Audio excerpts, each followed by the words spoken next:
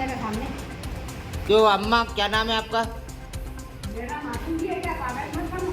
अरे इधर तो देखो, अब समाचार में आई जाओ ना तुम। तुमको इतनी तकलीफ हो रही थी, अब पूरी बात करते हैं अपन, है ना। अभी क्या आदेश मिला आपको? तहसीलदार साहब ने क्या आदेश दिया है और आप रहने वाली कहाँ की हो, पूरा क्लियर बताना, ताकि कलेक्टर साहब, प्रशासन के बड़े अधिकारी आपकी बात को ढंग से समझ सके, है ना। हाँ, और फालतू की बात और गाली गलौज मत करना। मैं रामपुरे की रहने वाली बाई हूँ। तो मजदूरी करने खड़े हो गई थी तो रामपुरे में मेरा खेत भी है, खड़ा भी है, घर भी है। कितने सालों से? वो तो हमारी साथ भी जो मेरा आधे ससुरे का समय का है। मेरा आधे ससुरा मर गया, मेरा सास ससुरे मर गया, मेरा आदमी मर गया, हम खुद भी वहाँ रहे थे। पर अब पानी नहीं मिलता, फसल नहीं होती, तो खेत बहुत ही बच्चे लोग मालूम मजदूरी करते। 4 बच्चे थे, मेरी सास भी थी, वो भी मर गई, आदमी मर गया। तो मैं मजदूरी करने खड़े आ गई, किसी को खेत घर खड़ा, किसी को दिया गया। वहाँ पे तो तालाब खुदा हुआ है। तो तालाब में वो तालाब उसने मुकेश प्रजापति ने इसने नंदराम भाई ने जबरदस्ती खोदा, उसने तालाब खोदा जब तक हमारे सब परिवार का नाम निकला था।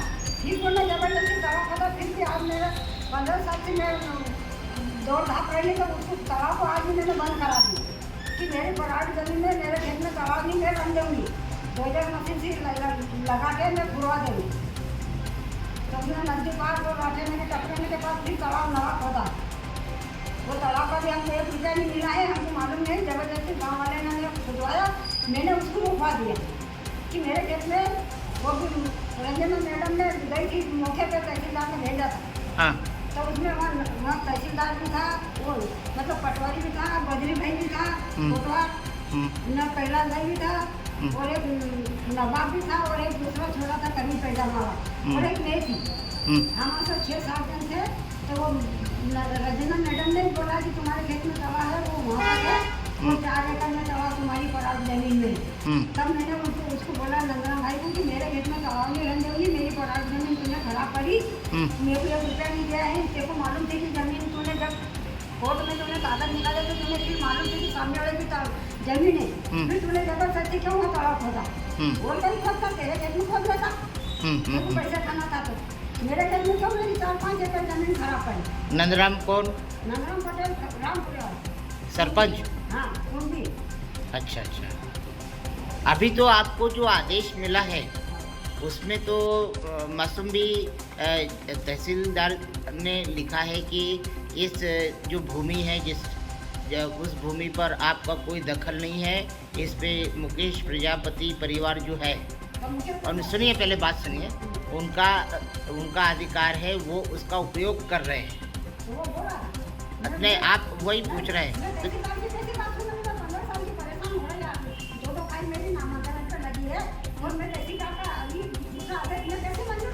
अभी उस भूमि पर आप क्या बोते हो?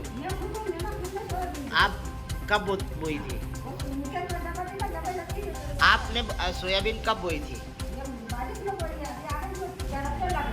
तो अभी वर्तमान में सोयाबीन आपका कब्जा है? कितने एकड़ पे? नहीं, कितने एकड़ पर आप जमीन की बात कर रही हैं कि आपकी कितने एकड़ जमीन है वहाँ? मेरी जमीन में 36 एकड़ और 32 डिस मिले। वो पानी हमारे घर में भरा गया था, तो कागज में आधे खराब हो गए थे। हाँ। तो वो रिकॉर्ड में साहब ने बोला कि 26 एकड़ और 32 डिस मिले। हाँ। और बाद में फिर मैं तो वो आधार से मैंने जब कोई नहीं लिया थे, कोई भी नहीं थे, तो मैंने फिर वो आदेश नोटिस मिला।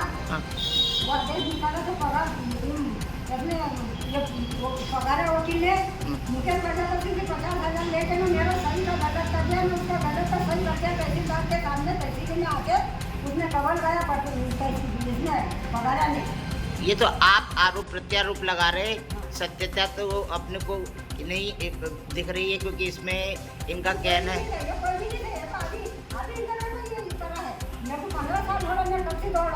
अच्छा अच्छा। यानी आपका कहना है कि इस बीच में कई लोग जो सहयोग करने के लिए आए थे, उन्होंने आपके साथ विश्वासघात किया और वो जमीन इन लोगों के नामे करवा दी। इनके नामे चढ़ी हुई है ना अभी जमीन। उसी में चाहिए ना, हमने थोड़ी तो किया। कागजों पे इनके नाम पे है और कब्जे में आपके है। हाँ, तो मासूम भी पूरा कब्जा जो हुआ है आपका, हाँ। इस बीच में कोई आपसे आपको टोकने नहीं आया कि दूसरे की जमीन पर आप खेती बाड़ी कर रहे हो? और ये बच्चा अभी तक नहीं आया खेत में। एक भी बच्चा हाँ, नहीं? खेत में भी नहीं आया, गाँव में भी नहीं आया। और मैं हमेशा जाती आती रहती हूँ तो मेरे। आपने सरपंच को बोला नहीं नंदराम को कि इस तरह का फालतू का कब्जा कर रखा है और मेरी जमीन है? वो सरपंच मेरे से कुछ बोलता ही नहीं, तो मैं क्या बोलूँगी उसको? क्या मैं?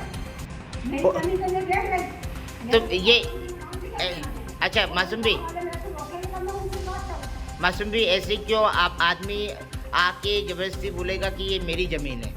कुछ ना कुछ तो उसके पास कागज होंगे, कुछ ना कुछ तो प्रूफ होंगे। और आज के समय में तहसीलदार साहब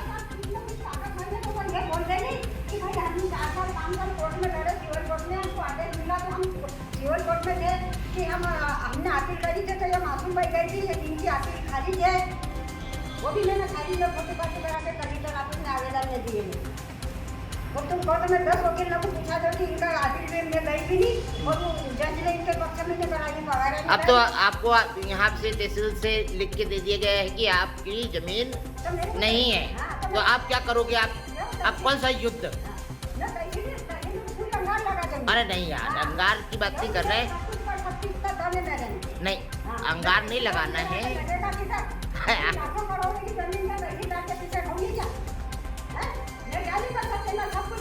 नहीं इसमें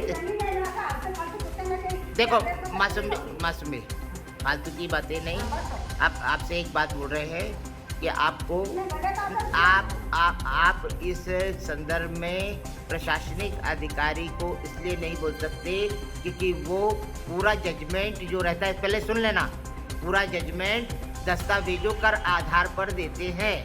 वास्तविकता में जिन लोगों ने ये किया है उन तक आप पहुंचो, उनसे संपर्क करो, उनसे बात करो।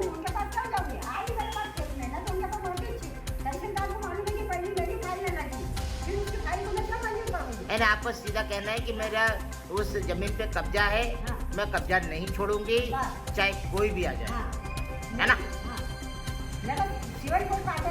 ये आदेश की कॉपी दिखाओ, खोल के दिखाओ, खोल के दिखाओ। ये जो आदेश दिया है अभी, ये 420 का आदेश है। ये 420 का आदेश है, वो टुकड़ा खाएगा। अरे यार, मैं तो सही बोलूंगी, मैं गलत नहीं बोलूंगी। ऐसा मैंने टुकड़ा नहीं दिया तो मेरा गलत कर दिया। यानी आपके पास पे पैसे नहीं थे तो मोल नहीं हुआ। हाँ। नहीं, मगर ऐसे आरोप लगाने गलत बात है। आलू तो लगे नहीं ना। बिना सूखा हाथ मुंह में नहीं जाता। मेरे पास था नहीं, तो मेरा सूखा हाथ था। उधर गिला तो इधर सूखा पर लड़ गए। मेरी उम्र ऐसी ऐसी नहीं गई। मैंने इस सफेद बाल ऐसे नहीं पहने। चलो अभी आप प्रयास करो, कुछ ना कुछ आवेदन निवेदन करो। मैं तो मेरा खेत में मेरे घर में ना खेत भी सब मेरे पास है, और मैं इनको कैसे ये ऊपर रख के ऐसे पूरी आवेदन तो मैं मानूंगी नहीं। मैं मेरे साथ में होकर परिवार नहीं तो मैं बराबर मानती। ये पता